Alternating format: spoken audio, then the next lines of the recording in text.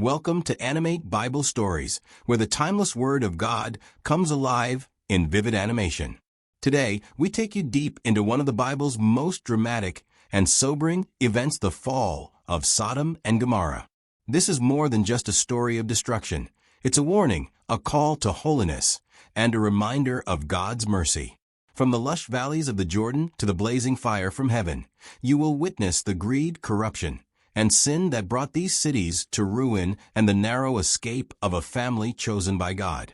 Stay with us as we unfold this epic in 5 gripping episodes and discover the lessons it still speaks to our world today. The visitation at Mamre. The day was hot, one of those searing afternoons when even the wind refused to stir. The sun hung high over the plains of Mamre, spilling molten light over the tents of Abraham. He sat in the shade at the entrance of his tent, eyes half closed, resting from the morning's work. In the distance, the oak trees swayed lazily, their leaves shimmering in the heat. It was in such stillness that Abraham noticed movement on the horizon. 3 figures, walking steadily toward his dwelling. Something about them was different. Their robes did not cling with the weight of dust from travel. Their pace was unhurried, yet purposeful. Even from afar, their presence seemed to command the space around them. A strange reverence rose in Abraham's spirit. Without hesitation, he rose to his feet and hurried to meet them, bowing low until his face touched the earth. "My Lord, if I have found favor in your sight, please do not pass by your servant," he said, his voice carrying both urgency and honor. "Let a little water be brought, wash your feet, and rest yourselves under the tree. I will bring a morsel of bread, that you may refresh your hearts. After that you may pass on, since you have come to your servant." The 3 men nodded in agreement. Abraham rushed back to the tent. "Quickly," he said to Sarah, his wife, 3 measures of fine flour, knead it and make bread." His tone was urgent but tinged with excitement, as though something divine was unfolding. He then ran to the herd, choosing a tender calf and giving it to a servant to prepare. Butter, milk, roasted meat, and freshly baked bread were soon set before the visitors under the shade of the great oak. Abraham stood by as they ate, his eyes observing them closely. Something in their bearing told him this was no ordinary encounter. Then one of them, the one whose voice was like steady waters, looked at Abraham and said, "Where is Sarah, your wife?" "In the tent," Abraham replied. The man spoke again, his words deliberate. "I will surely return to you about this time next year, and Sarah your wife shall have a son." From inside the tent, Sarah overheard and laughed quietly to herself. Not a joyful laugh, but a bitter one, the laugh of a woman who had carried disappointment too long. She thought, "After I have grown old, and my Lord is old also, shall I have pleasure?" The man turned his gaze toward the tent, though the fabric hid Sarah from sight. His tone deepened. Why did Sarah laugh and say, "Shall I indeed bear a child, now that I am old? Is anything too hard for the Lord? At the appointed time I will return to you, about this time next year, and Sarah shall have a son." Fear gripped Sarah's heart. She stepped forward, trembling, and said, "I did not laugh." But the man replied simply, "No, but you did laugh." The moment hung in the air. Abraham's heart pounded. Could it be? After decades of waiting, after promises that had tested his faith beyond reason, was the time finally near? When the meal ended, the men rose and began to look toward the southeast, the lush Jordan plain where the cities of Sodom and Gomorrah glittered like jewels under the sun. Abraham walked with them, as was the custom to escort guests. But suddenly there was a pause. The Lord, Abraham now knew without doubt that this was no mere traveler, spoke in a tone that carried the weight of eternity. "Shall I hide from Abraham what I am about to do, seeing that Abraham shall surely become a great and mighty nation, and all the nations of the earth shall be blessed in him?" Then the words came, words that chilled Abraham's soul. The outcry against Sodom and Gomorrah is great, and their sin is very grave. "I will go down to see whether they have done altogether according to the outcry that has come to me, and if not, I will know." Abraham's chest tightened. He knew those cities. He had seen their wealth, their arrogance, and their unashamed wickedness. But he also knew that Lot, his nephew, his brother's son, lived there with his family. The other two men, the angels, continued toward Sodom. But Abraham stood before the Lord. The plain stretched silent around them, the heat now heavy with dread. Abraham took a step closer, his voice trembling yet bold. Will you indeed sweep away the righteous with the wicked? Suppose there are 50 righteous within the city, will you then sweep it away, and not spare the place for the 50 righteous who are in it? The Lord answered, If I find at Sodom 50 righteous in the city, I will spare the whole place for their sake. Emboldened, Abraham pressed further, 45, 40, 30, 20, and finally 10. Each time, the Lord's answer was steady. For the sake of 10, I will not destroy it. The air between them seemed to hold both mercy and impending judgment. The Lord departed, and Abraham returned to his tent. But his heart was restless. Far away, in the valley where the Jordan River curved like a silver snake, Sodom's streets bustled with trade and laughter. Lamps flickered in taverns, music rose in the squares, and wine flowed freely. No one looked up to see the two strangers walking quietly toward the city gates. No one imagined that before long, the laughter would turn to screams, and the night sky would blaze with fire. The angels arrive in Sodom. Evening fell over the valley of the Jordan. The sun dipped low, casting a crimson glow over the lush plain. Sodom's walls loomed tall, their stones catching the last light of day. Inside the city, torches flickered to life, and the streets filled with a hum of activity. Traders packing away their stalls, taverns spilling with laughter, musicians plucking at harps in the warm twilight air. At the city gate sat Lot, Abraham's nephew. Over the years, Lot had grown accustomed to the rhythm of Sodom, its wealth, its markets, its restless energy. Yet in his heart lingered unease, for he could not close his eyes to the corruption around him. The city was bold in its sins. Shame was a stranger here. Lot looked up and saw them, two men walking through the gate. There was something in their bearing that made them stand apart from ordinary travelers. Their steps were calm, their eyes keen, and their faces seemed to carry an unearthly glow, even in the fading light. Lot rose quickly, bowed low with respect, and said, My lords, please turn aside to your servant's house and spend the night and wash your feet. Then you may rise early and go on your way. The men answered, No, we will spend the night in the town square. Lot's heart clenched. He knew this city, knew what prowled its streets after nightfall. To let them remain in the open was unthinkable. He pressed them strongly. Please, I insist, come with me. Finally, they agreed. Lot led them through winding streets to his house, a modest dwelling compared to the palaces of Sodom's elite. He prepared a feast, unleavened bread, roasted meat, and they ate in quiet conversation. But even as they dined, shadows stirred outside. Word travels fast in a city like Sodom. Strange visitors did not go unnoticed. Whispers passed from mouth to mouth until the murmurs swelled into a crowd. From the darkness, figures emerged, first a few, then dozens, then nearly the whole male population of the city, young and old, surrounding Lot's house. The air thickened with the stench of wine, and the heat of desire twisted into violence. They pounded on the door. Voices rose in a chorus of depravity. Where are the men who came to you tonight? Bring them out to us, that we may know them. Lot's face drained of color. He stepped outside, closing the door behind him, as if to shield his guests from the sight.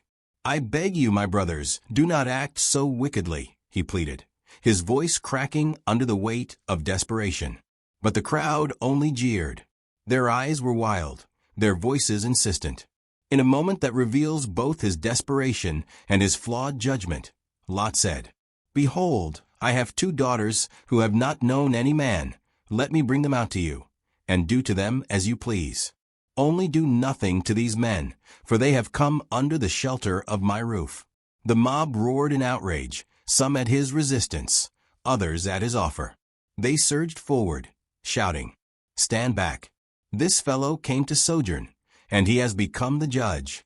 Now we will deal worse with you than with them. They pressed hard against Lot, and the door behind him rattled under the weight of their aggression. In that instant, the two men inside reached out, seized Lot, and pulled him back into the house. The door slammed shut. Then, with a gesture that carried the force of heaven, they struck the men at the door with blindness, great and small alike, so that they groped in the dark, stumbling over one another in confusion. Cries of pain and curses filled the air outside as the mob dispersed into the night, unable to find the doorway they had just been pounding. Lot stood trembling, his back against the wall, chest heaving. His guests, no longer just travelers in his eyes, turned to him with a gaze that pierced through flesh to soul. One of them spoke, his voice firm and urgent. "Have you anyone else here? Sons-in-law, sons, daughters, or anyone you have in the city? Bring them out of this place. For we are about to destroy this city, because the outcry against its people has become great before the Lord, and the Lord has sent us to destroy it." Lot's knees weakened. The words struck like thunder. The beauty of the valley, the bustling trade, the walls and towers, all of it would be ash. He rushed out into the streets, now dim and uneasy under the watch of the stars. He went to the houses of his sons-in-law, who were pledged to marry his daughters. His voice was urgent. "Up, get out of this place, for the Lord is about to destroy the city." But they laughed at him. To them, his warning was a joke, a foolish old man's paranoia. They waved him off, their minds dulled by the city's pleasures. The night deepened. Inside Lot's house, the angels waited with the stillness of warriors before a battle. Outside, the city resumed its revelry, unaware that its final dawn would never come. Somewhere beyond the hills, a wind began to stir, not the ordinary night breeze, but something heavier, charged with judgment. The stars over Sodom burned bright, as if to witness what was about to unfold. And in the quiet of that house, with his family around him and two angels at his table, Lot faced the truth. Before the first light of morning, he would either obey and live or linger and die with the city he had called home. The angels arrive in Sodom. Night had begun to settle over the plains. The twin cities of Sodom and Gomorrah glowed with the light of torches and oil lamps. The streets hummed with laughter, drunken shouting, and the wild sounds of unrestrained pleasure. The smell of spiced wine and roasted meat filled the air, mingling with the stench of moral decay. Lot sat at the city gate, a place where leaders and elders usually gathered to discuss matters of importance. Though he had been living in Sodom for years, his heart had never fully embraced the culture of the city. Still, the comfort of fertile land and prosperous trade had kept him here. As Lot sat there, he noticed two men walking toward the gate. They looked like ordinary travelers, dust on their sandals, cloaks hanging loosely, but their faces shone with an otherworldly calm. Their eyes were clear, purposeful, and piercing. There was no hint of exhaustion despite their journey. Lot stood at once. Hospitality was part of his heritage. He knew the dangers of the night in Sodom. "My lords," he greeted, bowing slightly, "please, turn aside to your servant's house. Wash your feet, spend the night, and rise early to continue your journey." The two men exchanged a glance. One of them replied, "No, we will spend the night in the open square." Lot's heart raced. He knew what happened to strangers who slept in the square of Sodom after dark. "No, my lords, I beg you come with me. The streets are not safe." His voice held a desperate urgency. Reluctantly, they agreed, and Lot brought them into his home. He prepared a feast quickly, bread without yeast, a stew of lentils, and cups of cool water. The men ate quietly, their eyes observing everything. But word had spread fast. New men had entered the city. Before they had even finished their meal, the sound of approaching footsteps grew louder. Soon, the house was surrounded. Men of Sodom, both young and old, filled the street outside Lot's door. Their voices were loud and mocking. "Lot," they shouted, "where are the men who came to you tonight? Bring them out to us so we can know them." The word "no" carried its dark meaning, twisted desire and abuse. Lot's heart pounded. He stepped outside quickly, closing the door behind him. "No, my brothers," he pleaded. "Do not do this wicked thing." His voice shook. These men are my guests, they are under my protection. But the crowd jeered. Stand back, one of them spat. Who made you our judge? You came to live among us. And now you think you can tell us what is right and wrong. We will deal worse with you than with them. The mob pressed forward, their hands reaching for the door. Lot's strength was no match for theirs, but suddenly, the two visitors inside reached out, pulled Lot back into the house, and shut the door with a force that shook the frame. What happened next was nothing short of supernatural. The men struck the entire mob outside with sudden blindness. They groped to the door, stumbling over each other, confused and cursing. Yet even in their blindness, they were so depraved that they still tried to find the door. Lot stood frozen. His guests were no ordinary men. The taller one spoke with authority. Do you have anyone else here, sons-in-law, sons, daughters, or anyone else in the city who belongs to you? Get them out of this place. Lot swallowed hard. Why? What's happening? The other man's voice was grim. We are here to destroy this city. The outcry against its people has reached the Lord, and he has sent us to carry out his judgment. Lot felt the weight of those words. Destroy the city? Everything? His mind flashed to his daughters, their betrothed husbands, and his wife. He ran out into the streets, searching for his sons-in-law. When he found them, he pleaded, Hurry, get out of this place. The Lord is about to destroy the city. But they laughed at him. Destroy Sodom? Lot, you're joking. This city is the jewel of the valley, it's untouchable. They dismissed him as if he had lost his mind. Lot returned home, his heart heavy. Dawn was not far away, and an unshakable sense of urgency filled the room. The angels looked at him, their faces like fire. Take your wife and your 2 daughters who are here, they commanded. Leave now, or you will be swept away when the city is punished. Even then, Lot hesitated. His life was here, his possessions, his business, his memories. But the angels did not wait for him to make up his mind. They seized the hands of Lot, his wife, and his daughters, leading them quickly through the dark streets. It was the mercy of the Lord alone that pulled them out. Once outside the city walls, one of the angels spoke sharply, Flee for your life. Do not look back, and do not stop anywhere in the plain. Flee to the mountains, or you will be destroyed. Lot trembled. Please, my lord, you have shown great kindness to me. But I cannot flee to the mountains. Disaster will overtake me, and I will die. Look, there is a small town nearby. It is called Zor. Let me flee there. Isn't it small? Then my life will be spared. The angel paused, then nodded. Very well, I grant this request. I will not overthrow the town you speak of. But flee there quickly, because I cannot do anything until you arrive.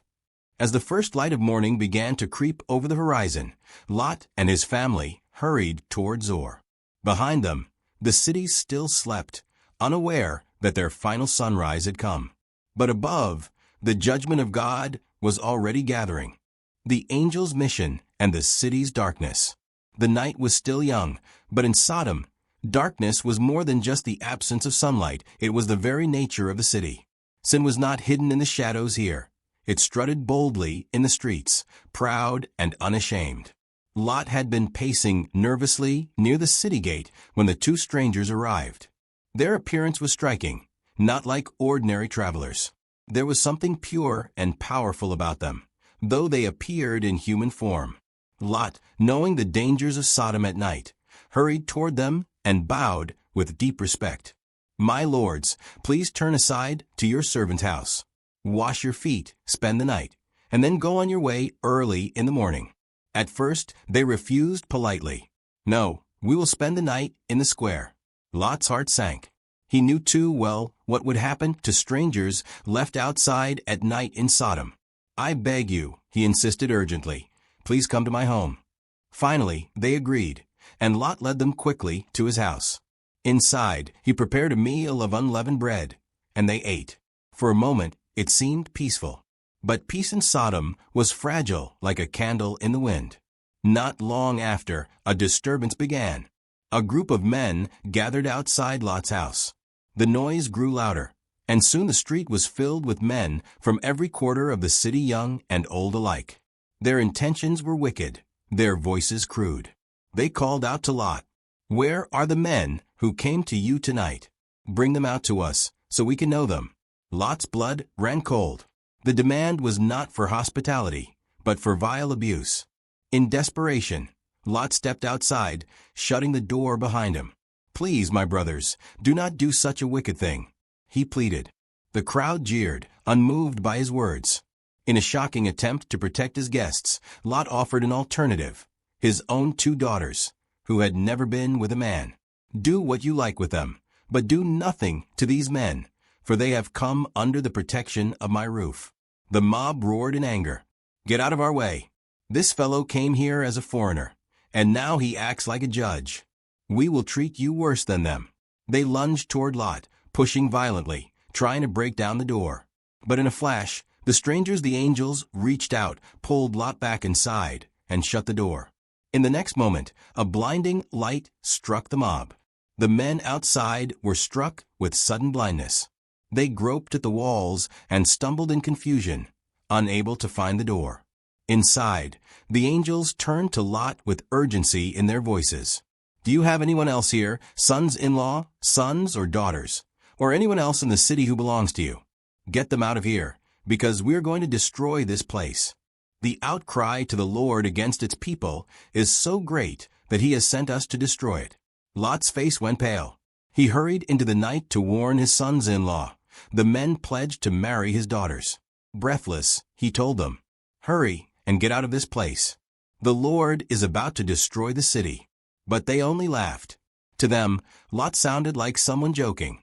Their hearts were too tied to Sodom's pleasures to take the warning seriously. Back at the house, dawn was approaching, and with it, the moment of judgment. The angels spoke sharply. "Hurry, take your wife and your 2 daughters who are here, or you will be swept away when the city is punished." Lot hesitated, perhaps out of fear, confusion, or reluctance to leave all he had known. But the angels, in their mercy, grabbed his hand, the hand of his wife, and the hands of his daughters, and led them out of the city. When they reached the outskirts, one of the angels commanded, "Flee for your lives. Don't look back, and don't stop anywhere in the plain. Flee to the mountains, or you will be swept away." But Lot, trembling, looked toward the hills and said, "No, my lords, please. Your servant has found favor in your eyes, and you have shown great kindness to me in sparing my life. But I cannot flee to the mountains. Disaster will overtake me, and I will die. Look, here is a small town nearby.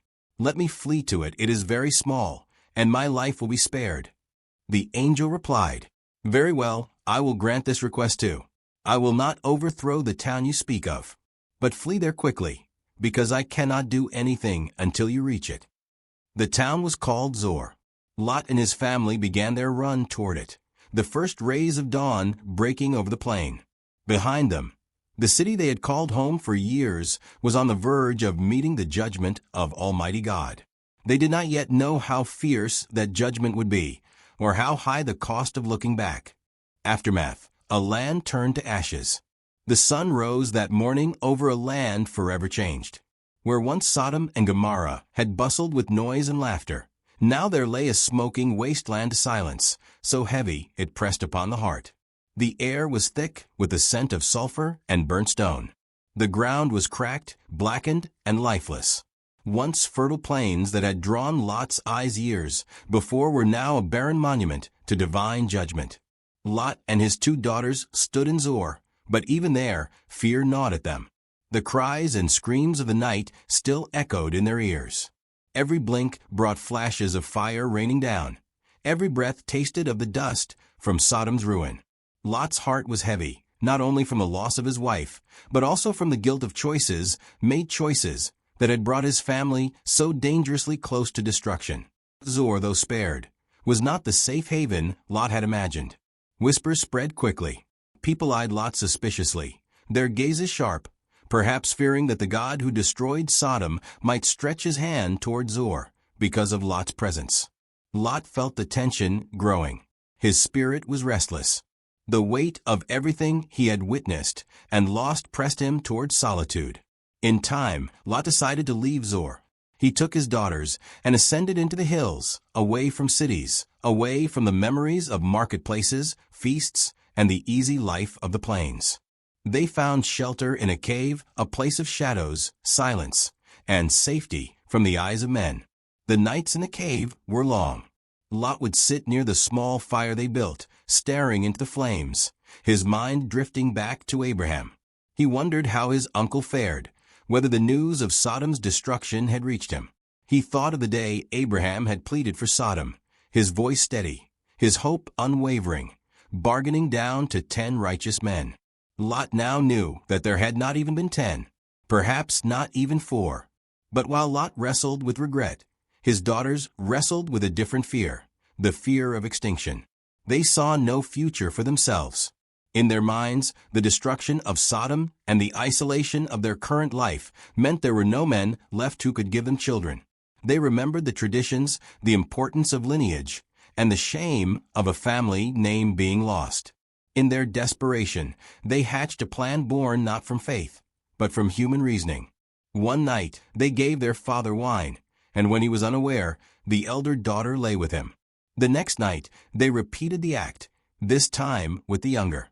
Lot, perhaps numbed by grief and isolation, perceived nothing of what had happened until later.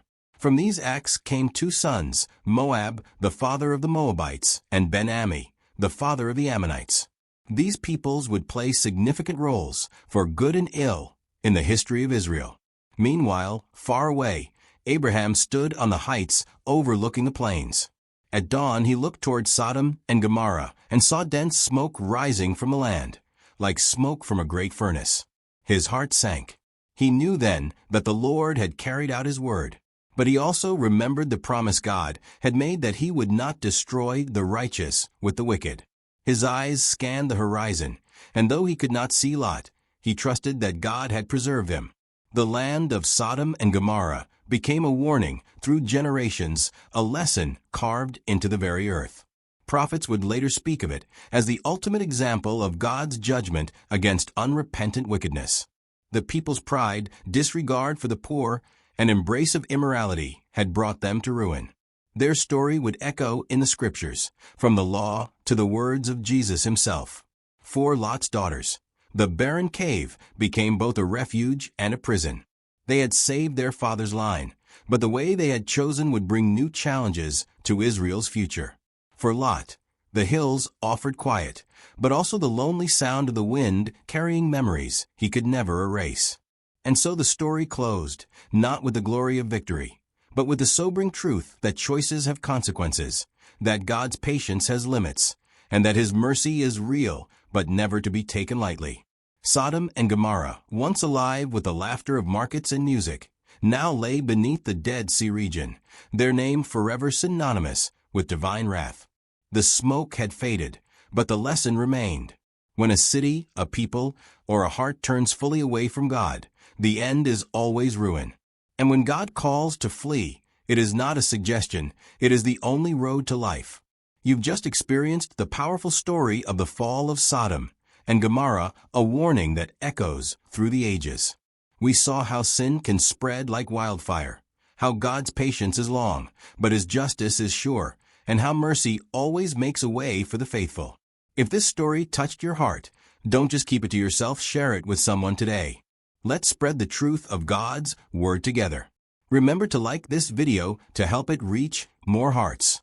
Subscribe to Animate Bible Stories so you never miss another epic journey through Scripture. Turn on the notification bell so the next time we bring the Bible to life, you'll be the first to see it.